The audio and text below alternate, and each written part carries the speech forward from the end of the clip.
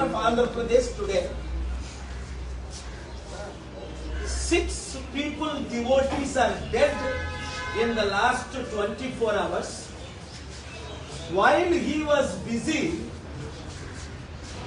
in political rally organized by himself, Pawan Kalyan, and Prime Minister.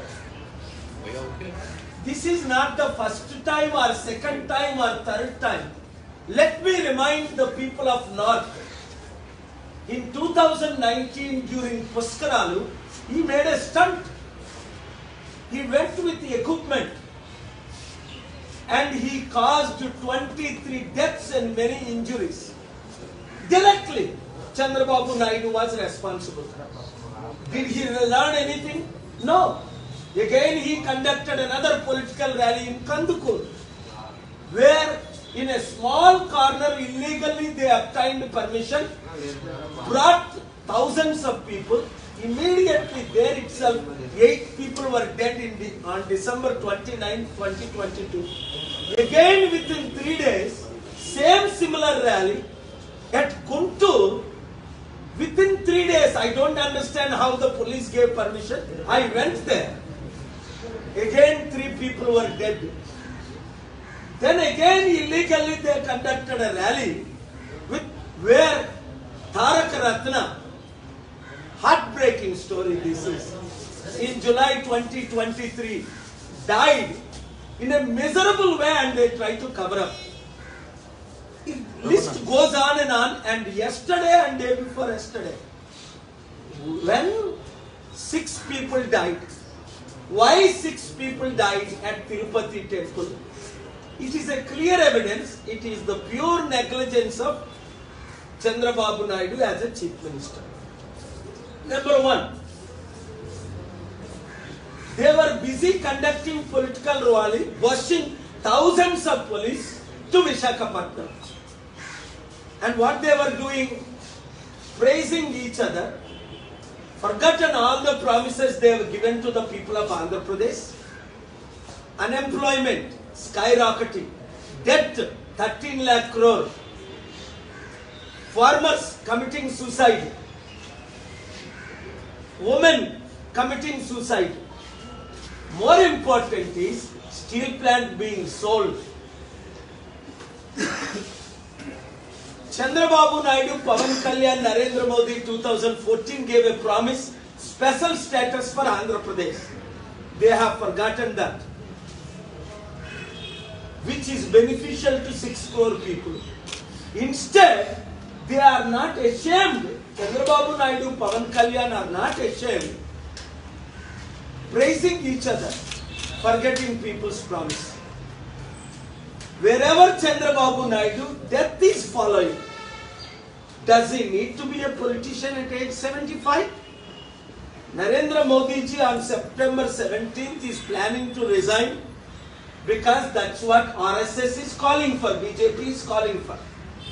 But Chandrababu Naidu is much older than Narendra Modi. When Supreme Court judges are not allowed after age 62 to 65, smartest people in India are IAS, IPS, IRS, IFS are not allowed after 62. Why these politician old guys should continue after 75? Are they not ashamed? Do they not understand? Chandrababu Naidu should resign and at least make history by making Yanamala Ramakrishnan much younger than him as the chief minister candidate.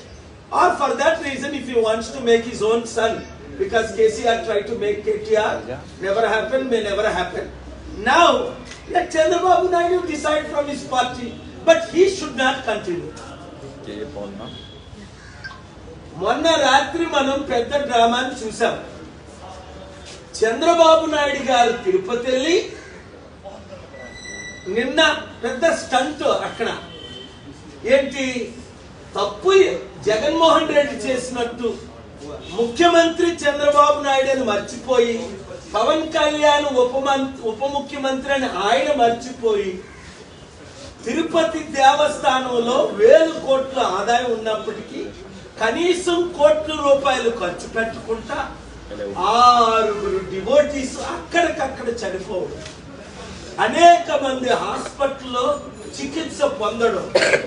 ఈయనెళ్ళి officer మీరు ఎందుకు ఇక్కడ కూర్చున్నారు, మీరు ఎందుకు ఇక్కడ నిలబడ్డారు, మీరు ఎందుకు ఇక్కడ ఇలా చేశారు, టిటిడి చైర్మన్ బిఆర్ నాయుడు మీరు వెంటనే రిజైన్ చేయాలి అని చంద్రబాబు నాయుడు డిమాండ్ చేయడం మర్చిపోతున్నాడు. అసలు బిఆర్ నాయుడు పెట్టిందే ఆయన బెస్ట్ ఫ్రెండ్ ఈయన, టీడీపీ లీడరు. నేను ముందే చెప్పాను, సుప్రీం కోర్టులో నేను అక్టోబర్లో ఫైల్ చేసినప్పుడు, ఏపీ హైకోర్టులో ఫైల్ చేసినప్పుడు తిరుపతి దేవస్థానం 4 లక్షల కోట్లు ఆస్తి. తిరుపతి దేవస్థానం ప్రపంచంలో వాటికన్ తర్వాత 1000 కోట్లు ఆదాయం వచ్చే హోలీ టెంపుల్ గా కోట్ల మంది విజిట్ చేస్తున్నారు. వీళ్ళు 1000 కోట్లు ఆదాయం వచ్చినప్పటికీ డివోటీస్ నే కాపాడటం లేదు. కనుక తక్షణమే చంద్రబాబు నాయుడు గారు రాజీనామా చేయాలి. ఎందుకు చేయాలి? ఇది మొదటిసారి తప్పు అయితే క్షమిస్తాం, రెండోసారి తప్పు అయితే క్షమిస్తాం, మూడోసారి తప్పు అయితే క్షమిస్తాం. ఇది ఎప్పుడూ జరుగుతున్న డ్రామాలే కదా. 2019లో పుష్కరాలు మనం చూడలేదా? చంద్రబాబు నాయుడు గారి ఎక్విప్మెంట్ తీసుకెళ్లి పెద్ద మూవీ యాక్టర్ లాగా ఆయన డ్రామా ఆడడం, తద్వారా 23 మంది అక్కడికక్కడే చనిపోవడం. పుష్కరాల్లో జనాలు చనిపోతారా? పోనీ ఆ తర్వాత వచ్చిందా బుద్ధి? కందుకూరులో మరలా మీటింగ్ పెట్టి అక్కడికక్కడ 8 మంది చిన్న సందులో నేను వెళ్ళాను, అక్కడ చూసి ఆశ్చర్యపోయాను. చిన్న సందులో 1000 మందితో మీటింగ్, అక్కడికక్కడ 8 మంది చనిపోయారు, అనేక మంది చికిత్స. డిసెంబర్ 29, 2022లో వెంటనే జనవరి 2 మరల గుంటూరులో సందుల్లో మీటింగులు పెట్టారు. అక్కడ ఫుడ్ డిస్ట్రిబ్యూషన్ చేయడం రాక అక్కడికక్కడ 3 చనిపోయారు, అనేక మంది హాస్పిటల్. ఆ తర్వాత పోని ఈ పాదయాత్ర పేరుతో తారక రత్న ప్రాణాన్ని తీసేశారు, యంగ్ లైఫ్ ని చంపేశారు. ఆ తర్వాతైనా బుద్ధి వచ్చిందా? ఇప్పుడు మరలా కొత్త స్టంట్. తిరుపతి దేవస్థానం 4 లక్షల కోట్లు విలువైన ఆస్తులు దోచుకోవడానికే వీళ్ళందరూ గజ దొంగలు తయారయ్యారు. 1000 కోట్లు వచ్చినప్పుడు 1 కోటి రూపాయలు ఖర్చు పెడితే సెక్యూరిటీ వస్తుంది కదా. 1 కోటి రూపాయలు, 1000 కోట్లు ఏం చేస్తున్నారు మీరు? అందుకనే ఈ సుప్రీం కోర్టు గవాయి జస్టిస్ కి టైం వినడానికి ఆ రోజు నిద్రపోతున్నట్టు ఉంది. అరే తిరుపతి దేవస్థానం, బాలాజీ టెంపుల్ ఎందుకు ప్రత్యేక టెరిటరీ చేయాలి? 744 మంది ఉన్న వాటికన్ సిటీలో ఒక ప్రత్యేక దేశం చేసినప్పుడు 60 సంవత్సరాలుగా ఈ గొడవలు జరుగుతున్నాయే. లడ్డూ పేరుతో ఎంత డ్రామా ఆడాడు పవన్ కళ్యాణ్. ఈ రోజు వరకు ఆయన ప్రాసిక్యూట్ చేశారా? ఈ రోజు వరకు ఆయన ఇన్వెస్టిగేట్ చేశారా? లేనిపోయిన కల్పించి ప్రాణహాని చేయడానికి పూనుకున్న ఈ రాజకీయ నాయకులు ఈ రోజు రెస్పాన్సిబిలిటీ తీసుకోద్దా? చంద్రబాబు నాయుడు, పవన్ కళ్యాణ్ చిత్తశుద్ధి ఉంటే రాజీనామా చేయొద్దా వాళ్ళు? ఏది నిన్న కాక మొన్న 3 రోజుల క్రిందట కెనేడియన్ ప్రైమ్ మినిస్టర్ ఆయన ద్వారా దేశానికి చిన్న నష్టం జరిగిందని ఒక ప్రధానమంత్రిగా ఆయన రాజీనామా చేస్తున్నానని అనౌన్స్ చేసి రాజీనామా చేశారు. అది ఒక లీడర్ అంటే. రైల్వే మినిస్టర్లు మన దేశంలో రాజీనామా చేయలేదా?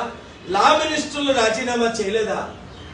అలాంటిది 75 సంవత్సరాలు వయసు వచ్చిన చంద్రబాబు నాయుడు బుర్ర పనిచేయట్లేదు.